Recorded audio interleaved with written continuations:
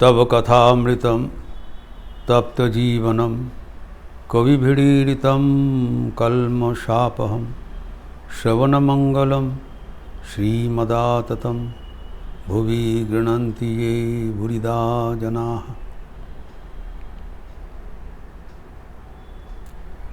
आज एक पावन तिथि है, कोजागरी लक्ष्मी पूर्णिमा। और आज हमारा प्रसंग भी है कोजागरी लक्ष्मी पूर्णिमा के तात्पर्य, the significance of Kojagari Lakshmi पूर्णिमा।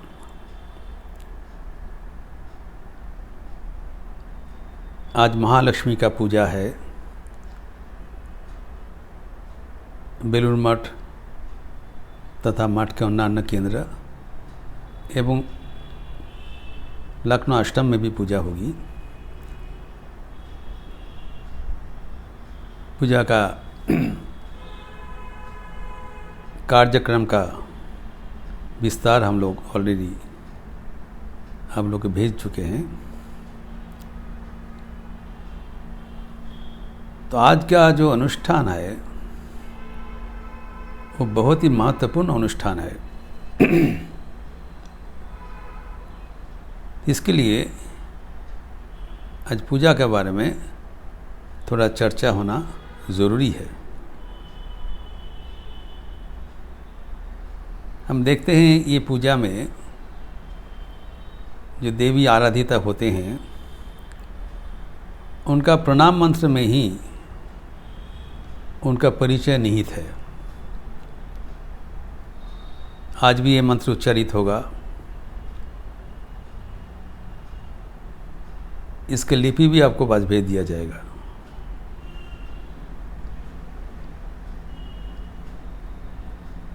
वहाँ पर प्रणाम मंत्र में हम लोग आराधना करते हैं,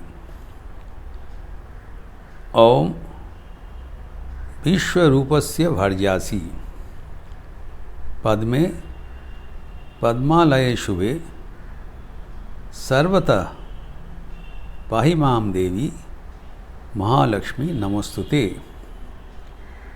इतना ही प्रणाम मंत्र है।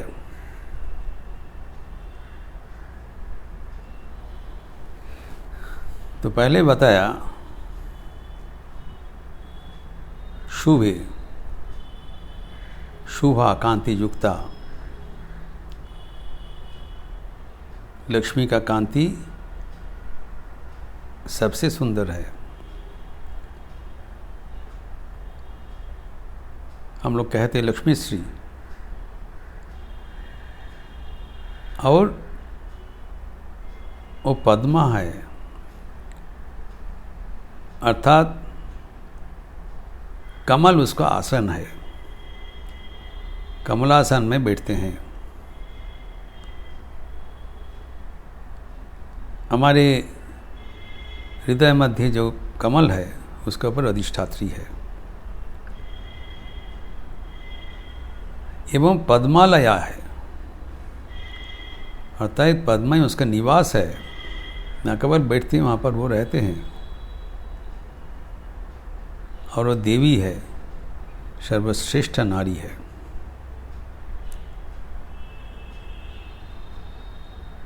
और जो नारायण विश्व ब्रह्मांड को अभिव्यक्त करके विराजमान है विश्व रूपस्य, उनके वो पत्नी है, भार्या है। अलौकिक संस्कार युक्त सहधर्मिणी है एवं महालक्ष्मी है, नारायण का शक्ति है। और उनके चरणों में मैं प्रणाम निवेदन कर रहा हूँ। यही है प्रणाम मंत्र। तो लक्ष्मी का जो रूट है वो है लक्ष्य, अर्थात गोल, जहाँ हम पहुँचने चाहते हैं, और डेस्टिनेशन और एम। और लक्ष्य का और एक अर्थ है अनुधावन करना, समझना, टू ऑब्जर्व,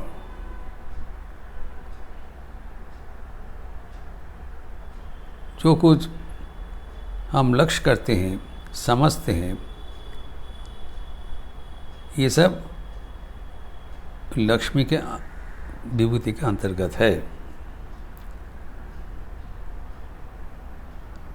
तभी ये जो महालक्ष्मी है, इनका जो आविर्भाव का कई कारण बताया गया। इनका जो उल्लेख सुप्राचीन ऋग्वेद में है, श्री सूक्त में, को श्री भी कहलाता है, कल्याणी, ऐश्वर्य एवं मंगल का सूचक।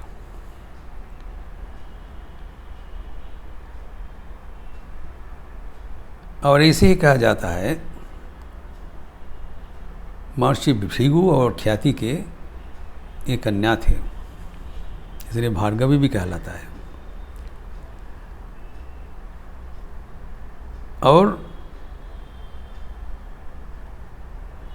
ये दो बहन थे, जमज, ट्विन सिस्टर्स, लक्ष्मी एवं अलक्ष्मी। जो कुछ अच्छा है वो लक्ष्मी है, आज जो कुछ अच्छा नहीं है वो अलक्ष्मी है।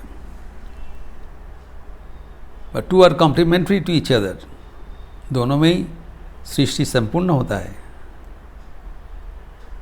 एक फल है, फल का जो एसेंस है वो लक्ष्मी है, और फल का जो आसार वस्तु है वो अलक्ष्मी है।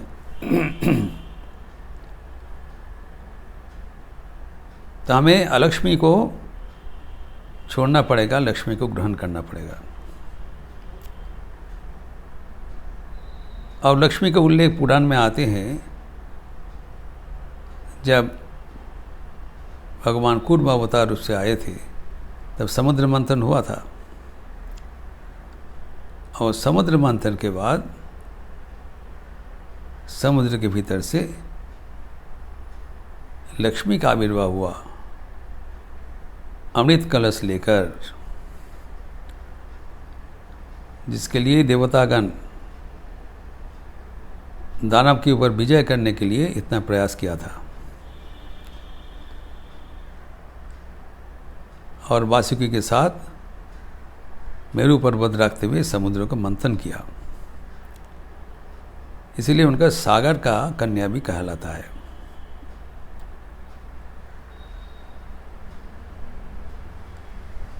तो ये जो लक्ष्मी, इनका पूजा बहुत प्राचीन काल से ही प्रचलित है।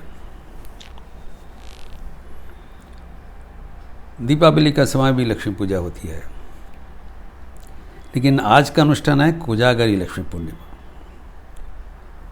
कोजागरी का मतलब क्या है? ये कोजागरी लक्ष्मी पूजा प्रधानतः पूर्व भारत में अधिक जनप्रिय है। पहले पूर्व बंग एवं पश्चिम बंग, पूर्व बंग में और अधिक थे कोजागरी लक्ष्मी पूर्णिमा। तो नाम कहाँ से आया? बांग्ला में कहा जाता है कि जागो रे, कौन जाग रहा है, को जागृति। ये प्रचलित जो जनप्रियता है कि इस पूजा के अवसर पर, इस तिथि में महालक्ष्मी अपना सृष्टि को परिभ्रमण करते हैं। She gives a round to her children, और वो देखते हैं कहीं पर कोई अभाव दारिद्र्य है कि नहीं। जहाँ पर है वहाँ पर आके उसको पूर्ण कर देते हैं।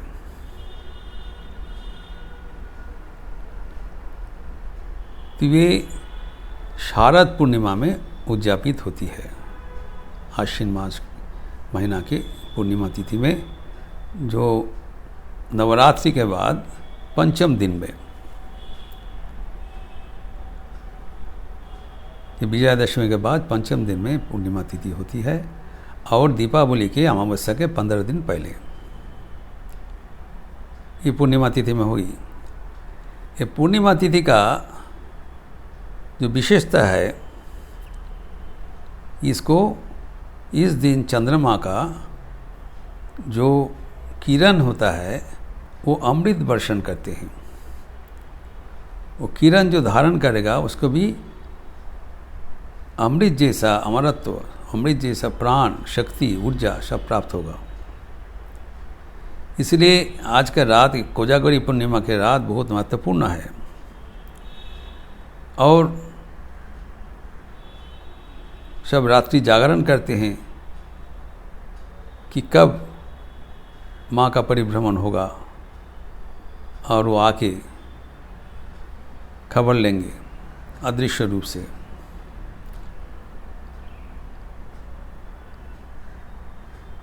कौन जाग रहा है? अगर जिसको पास अभाव होगा, दारिद्र्य होगा, चिंतन होगा, उस कष्ट में वो विनिद्र रजनी जापन करेंगे, और वो देखते हुए माँ का आविर्भाव होता है। ये सिर्फ चिंतन है जो प्रार्थना करेंगे।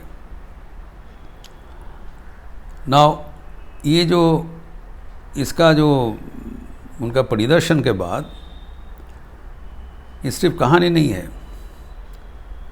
भगवान श्री रामकृष्ण का जो जीवनी है, श्री श्री राम को लीला प्रसंग, इसमें लीला प्रसंगकार स्वामी शारदानंद जी ये घटना का विस्तृत विवरण दिए हैं। उनके बाल्य कथा एवं पूर्व जीवन के अंश में हम लोग जानते हैं कि ठाकुर के माता जी चंद्रामणि देवी अत्यंत सरल प्राणा थे, भक्तिमती थे। नहीं तो भगवान कैसे आया उनके गोद में? ये घटना है जब ठाकुर का जन्म नहीं हुआ था। तब उनके ज्येष्ठ पुत्र रामकुमार अध्ययनरत थे। लीला प्रसंग में जैसे लिखा हुआ है, अध्ययनरत थे, लेकिन जजमान का काम भी करते थे, पूजा आदि करते थे। तो एक दिन वो लक्ष्मी पूजा का संध्या काल में पूजा करने के लिए कामारपुर से थोड़ा दूर में भूरसुबा गांव में गए थे, लेकिन मध्यरात्रि हो गया, अभी तक लौटा नहीं। इसलिए चंद्रामणि देवी स्वभावतः बहुत चिंतित है। चिंतित हो के वो घर से बाहर निकला थोड़ा बहुत आगे, और आकुल नहर में देख रहे हैं कि उस दिशा से कोई आ रहा है कि नहीं। बहुत दूर से किसी को आ रहा है दिखाई पड़ा। तब और भी आगे थोड़ा निकल गया, शायद रामकुमारी आ रहे होंगे। लेकिन वो जब नज़दीक आया तब देखा ये तो कोई पुरुष नहीं है, ये तो नारी है। वो नारी भी बहुत अत्याश्चर्य नारी है। इतने रूप लावण्यवती एवं इतने अलंकार से सजा हुआ है। इतने रात में इतने रूपवती नारी इतना अलंकार पहन के अकेले आ रहे हैं। देखकर चंद्रामणि देवी इतने सरल है, कोई संदेह नहीं हुआ, कोई प्रश्न नहीं हुआ। और उनका मन उनके बेटे के लिए इतने चिंतित थे, तो नारी के बारे में कुछ पूछताछ नहीं किया। जब कौन है, कहाँ से, जब देखा वहाँ से आ रहा है तो उन्होंने पूछा आप कहाँ से आ रहे हो? तो उन्होंने बताया मैं भूरसुबा गांव से आ रहा हूँ। अरे भूरसुबा गांव, वहाँ पर मेरा बेटा भी पूजा करने के लिए गए हैं, आप उनको देखा है क्या? देखिए, एक अपरिचिता नारी है और उनका बेटा के बारे में उनका कोई संपर्क होने का कोई संभावना नहीं है, तो उनको पूछते हैं हमारे बेटा को देखा है क्या? कैसे संभव होगा? ऐसी सरल प्रणा थे।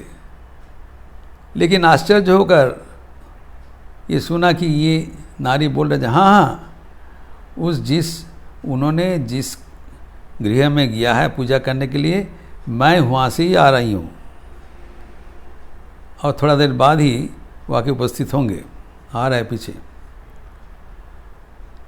तब चंद्रमणि बहुत आश्वस्त हो गए कि डायरेक्ट खबर मिल गया, विश्वास कर लिया जरूर।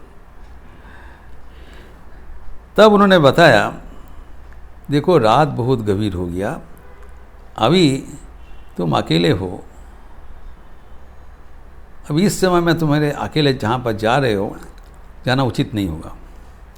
अब चलो मेरे घर में चलो, आज रात्रिवास वहाँ करोगे, कल जहाँ जाने हैं चले जाएंगे। Now she cannot wait, she is on a round. उनको तो अभी राउंड देना पड़ेगा ना, को जागृति कहाँ कहाँ जाग रहे हैं देखना पड़ेगा। तो उसका अभी वेरी बिजी नाइट है, कहीं पर रुकने का उनका समय नहीं है। तो उन्होंने बताया, नहीं माता जी, मैं अभी आपके घर में नहीं आ पाऊंगी, लेकिन बाद में मैं अवश्य आऊंगी। ये वचन दिया था, दिस इज इम्पॉर्टेंट। उन्होंने बताया, मैं नहीं अभी आने वाली हूँ, लेकिन बाद में ज़रूर आऊंगी। और बाद में आए थे।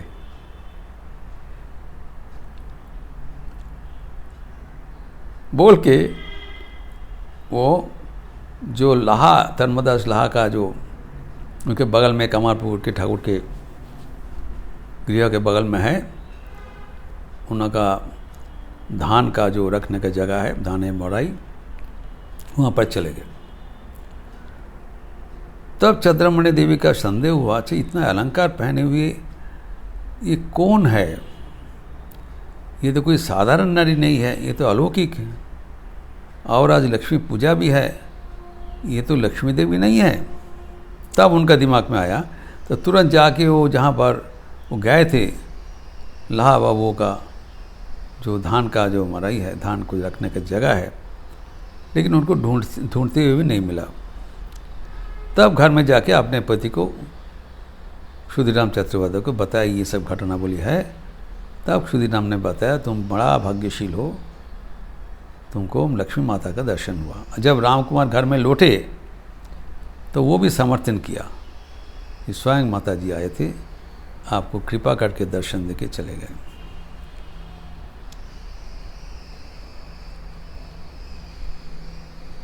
तो ये जो कुछ बताया, अभी नहीं आऊँगी, उधर में जब आगे समय बढ़ा, गदाधर का जन्म भी हुआ और उनका विवाह का भी समय आ गया। उसके पहले जयराम बाटी में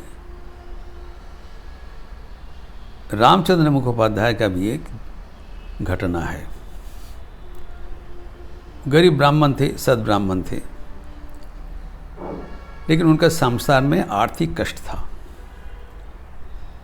किसी हालत से संसार में कष्ट दूर नहीं हो रहा था, इसलिए सोचा कि कलकत्ता में चले जाएंगी, वहाँ पर कुछ बंदोबस्त करेंगे, कहीं पर अर्थ संग्रह का, ऐसे कुछ काम वो करेंगे ताकि उसको अर्थ का उपाय हो। तो सोच रहे थे जाएंगे। इसी समय उनका एक दर्शन हुआ। उन्होंने देखा एक अति सुंदरी कन्या, छोटी सी एक बालिका, वो प्यार से आके उनको पीछे से गला पकड़ लिया। तो उन्होंने पूछा, आप कौन है? तो उन्होंने बताया, मैं तुम्हारे घर में आ रही हूँ, तुम्हारा घर में मैं आ गया, आमी एलाम, आके पहुँच गया। तो तब उनको तब ये विश्वास हुआ, बड़ा धर्मप्राण थी, विश्वास हुआ ये स्वयं महालक्ष्मी हमारे घर में आके उपस्थित हो गया और अभी मेरा कोई दुख कष्ट नहीं रहेगा। और वही हुआ। उसके पहले जयराम बाटी में खेत खमार में बहुत कष्ट था। माँ का आविर्भाव के बाद बहुत ही धन धान्य में पुष्ट हो गया। Jayrambati became a very affluent village.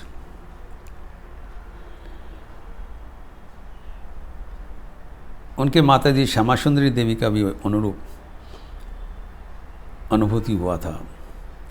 इसलिए हम लोग भजन में बोलते हैं, संगीत में बोलते हैं, বৈকুণ্ঠ থেকে লক্ষ্মী এলো পৃথিবীর এই মাটিতে, জয় রাম বাটিতে। গ্রামখানি যে ধন্য হলো মায়ের চরণ ধুলিতে, জয় রাম বাটিতে। 1260 8ই পৌষ মায়ের আবির্ভাव।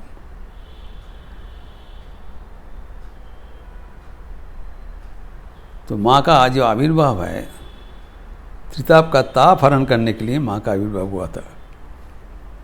और परवर्ती काल में वही महालक्ष्मी श्री माँ शारदा देवी होकर चंद्रामणि देवी के बहू के रूप में आए। वचन पूर्ण कर दिया, ये वचन है। तो अभी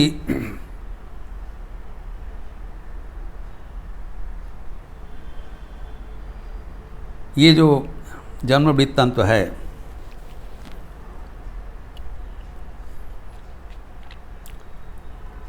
हम माँ को देखते हैं कि जब कमारपुकुर में थे तब वहाँ पर उन्होंने, वो जब हवलदार पुकुर में वो स्नान करने के लिए जाते थे, वो अकेले थे, बहू कैसे जाएंगे। लेकिन वो कहा करती थी, जब निकालते थे उनके घर से तो 8 समवयस्क का नारी उनके साथ चलते थे, 4 सामने 4 पीछे लीड करके ले जाते थे बराबर प्रतिदिन, ताकि उनको प्रोटेक्ट करके ले जाते थे। यह है उनके अष्टशकी, अष्टलक्ष्मी। और माँ खुद ही कबूल किए थे बाद में,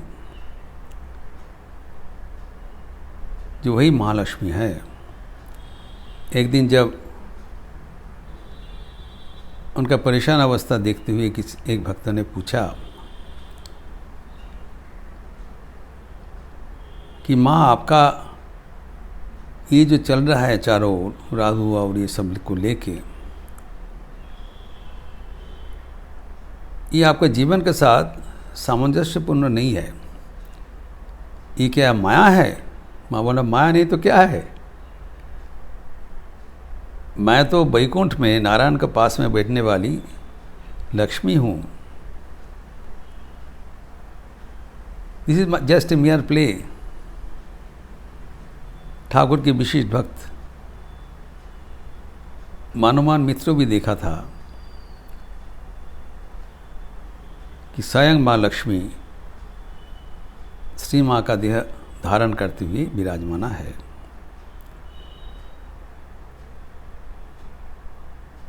ठाकुर भी कंफर्म किया था, माँ काली, सरस्वती एवं लक्ष्मी तीनों ही शारदा देवी का शरीर में विराजमाना है।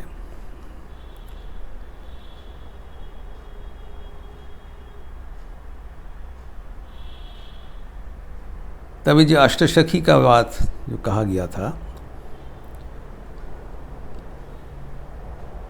तो एक एक विषय में वो वरदान प्रदान करते हैं, इसलिए उसका अष्टरूप है। प्रथम है आदि लक्ष्मी।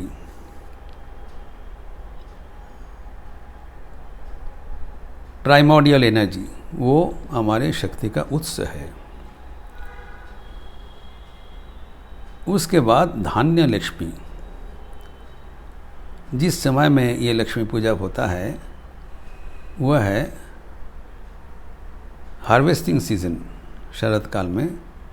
तब जो शस्य होता है उसको काटा जाता है, उसको रखा जाता है। पैडी एंड ग्रेनरी, इसके लिए धान्य लक्ष्मी कहा जाता है। तृतीय है वो वीर लक्ष्मी, हमें वीर्य प्रदान करते हैं, शक्ति प्रदान करते हैं। चतुर्थ एस्पेक्ट है गजलक्ष्मी। कहा जाता है जब देवी दुर्गा गज में आगमन करते हैं तब क्या होता है, धनधान्य वसुंधरा, चारों ओर एफ्लुएंस। लक्ष्मी का एक एस्पेक्ट है समृद्धि,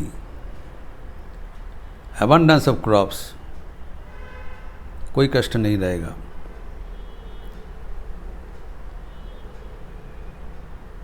पंचम है विद्या लक्ष्मी, वो ज्ञान प्रदान करते हैं। ठाकुर कहा करते थे वो शारदा सरस्वती ज्ञान दीते शिची, ज्ञान का पूर्ण आधार है। अज्ञान दूर करते हुए हमें ज्ञान प्रदान करते हैं। फिर छठा है संतान लक्ष्मी, माँ का जीवन में भी है। संतानहीना विवाहित रमणीगण जब माँ के पास आते थे, ठाकुर के पास आने से माँ को पास भेज देते, तो माँ का कृपा से उनका संतान लाभ हुआ। ये लक्ष्मी का एक एस्पेक्ट है। सप्तम है विजय लक्ष्मी। जीवन संग्राम में हमारा लक्ष्य है विजय प्राप्त करना। हमारे भीतर जो अशुभ शक्ति है उसके साथ निरंतर संग्राम हो रहा है, और अशुभ शक्ति को परास्त करके विजयी होना ही हमारा जीवन का लक्ष्य है। वो माँ का कृपा से ही होता है। और अष्टम है Dhanlaxmi, she is goddess of wealth principally. ये अष्ट विभूतियाँ लेके माँ का प्रकाश है। तभी लक्ष्मी पूजा इसीलिए सर्वसाधारण में इतना पॉपुलर है कि धन सबको चाहिए, धनलक्ष्मी है।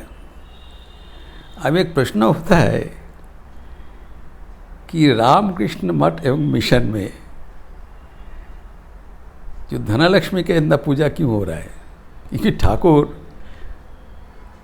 वो तो कांचन त्यागी थे,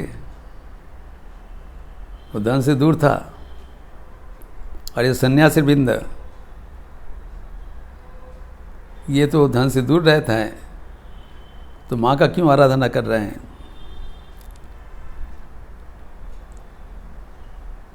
तो माँ का आराधना कर रहे हैं क्यों? कारण वो केवल न केवल धन देते हैं, चतुर्वर्ग प्रदान करते हैं, धर्म अर्थ काम मोक्ष। इसमें से साधारण व्यक्ति लोग खाली अर्थ और काम लेके मशगूल रहता है, लेकिन धर्म जीवन यापन करते हुए अर्थ एवं काम का सदुपयोग करते हुए आखिर में हमें प्राप्त करना है मोक्ष, ज्ञान। ज्ञान भी तो देते हैं, वो ज्ञान दात्री है। इसीलिए लक्ष्मी पूजा में विशेषतः उनके चरण में प्रार्थना होना चाहिए, और जैसे प्रार्थना होगा वो पूर्ण करेंगे। इसीलिए उनका दो एस्पेक्ट कहा जाता है, भूदेवी और श्रीदेवी। जो भूदेवी है वो अपरा शक्ति है और जो श्री देवी है वो पराशक्ति है। Material prosperity and spiritual fulfilment दोनों ही प्रयोजन है। तो भूदेवी के रूप में, भू मतलब है धरित्री, सर्वम सहा धरित्री। उनकी जैसे धैर्य किसी के पास नहीं रहता, जो कि श्री मां शारदा देवी के जीवन में हमें दिखाई पड़ता है। गुलाब माँ कहा करते थे, क्षमा रूपा तपस्विनी।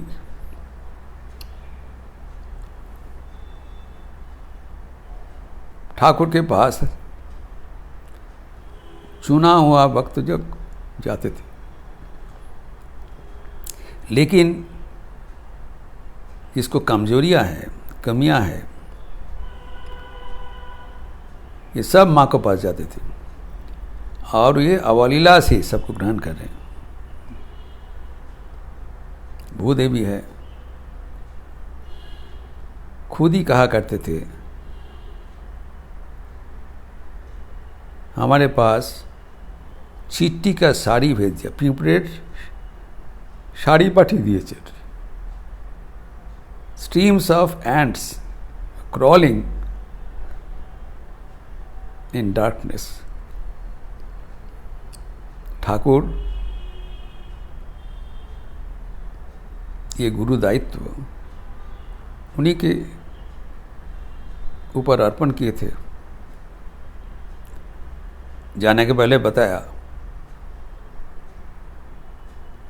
तुम्हें बहुत कर्म करना पड़ेगा।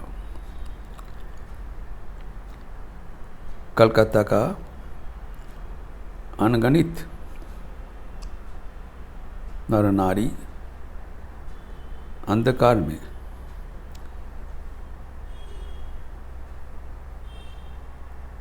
कीड़ा का जैसा घूम रहा है, इनको उद्धार करना पड़ेगा। यह है महालक्ष्मी का एक सेवा।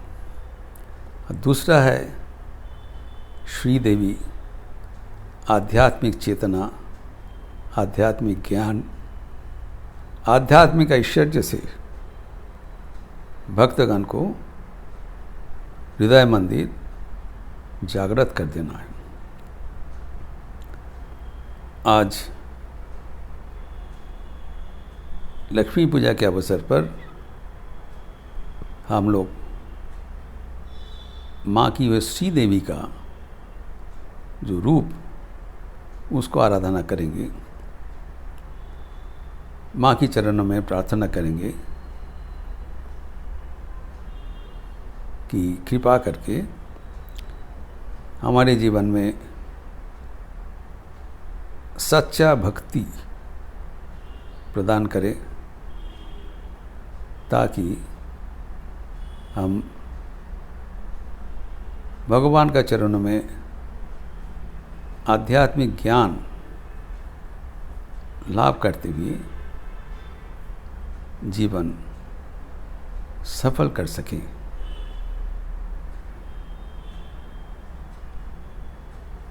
आज माँ की चरणों में ये हमारे सार्वजनिक प्रार्थना है। ओम शांति शांति शांति। हरि ओम तत्सत। श्री राम कृष्णार्पणमस्तु।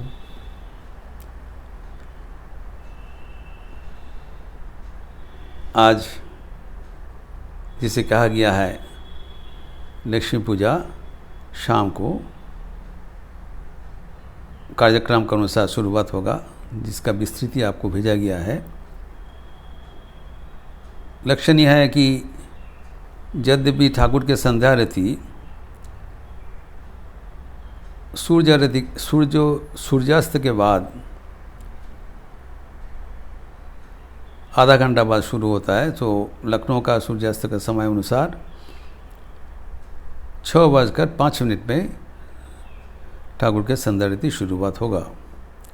लेकिन लक्ष्मी पूजा गोधूली लग्न में किया जाता है, उसके भीतर करना पड़ेगा। तो जैसे सूर्यास्त हो जाएगा उसके बाद में ही 5:45 से लक्ष्मी पूजा शुरुआत होगी, जब तक मंदिर में ठाकुर का आरती चलते रहेंगे। नहीं तो आरती के बाद करने से गोधूली लग्न उत्तीर्ण हो जाएगा। इसी कारण 5:45 में ये किया जाएगा। एवं लक्ष्मी को जैसे चपला कहा जाता है, चंचला है, तो वो सावधान से पूजा किया जाता है ताकि वहाँ पर कोई शब्द ना रहे। ज़्यादा शोरगुल होने से वो अपने जो वाहन है पेचक, उन पर बैठ के अंतर्धान कर जाएंगे। इसलिए बहुत सावधान से पूजा किया जाता है। तो कोई घंटा ताल वाद्य नहीं बाजेगी आज, ठाकुर की आरती में भी नहीं बाजेगी, और आरती के घंटा भी नहीं होगा। शांख बज सकता है, शंखनाद हो सकता है। फिर लक्ष्मी की जब आरती होगा तब भी कोई घंटा का ध्वनि नहीं होगा, शांत वातावरण होना चाहिए। We have to maintain the puja carefully, नहीं तो चंचला है, कभी भी चले जाएंगे। इसीलिए षोडशोपचार पूजा होगी, फिर पुष्पांजलि होगा एवं हवन होगा। पुष्पांजलि का भोगारती के बाद पुष्पांजलि होगी। पुष्पांजलि का मंत्र और हवन का मंत्र हम लोग सर्कुलेट कर देंगे उसका अर्थ के साथ। तो वो हवन का मंत्र बहुत संक्षिप्त है, ओम श्रीम लक्ष्मी देवी नमः। यह 108 बार किया जाता है। बिल्वपत्र से नहीं, श्वेत पुष्प से किया जाता है हवन का घी के साथ। तो ये इसका लिपि और अर्थ साथ हम लोग दे देंगे ताकि आप लोग ऑनलाइन में अंश ग्रहण कर सकें। आज जब प्रत्यक्ष आप पाएंगे तो यहाँ पर बैठ के आप अंश ग्रहण करेंगे। तो आज बहुत पावन तिथि है, इसलिए मैं सबको बधाई देना चाहता हूँ। आप लोग अच्छा रहिए, स्वस्थ रहिए, आनंद में रहिए। नमस्कार।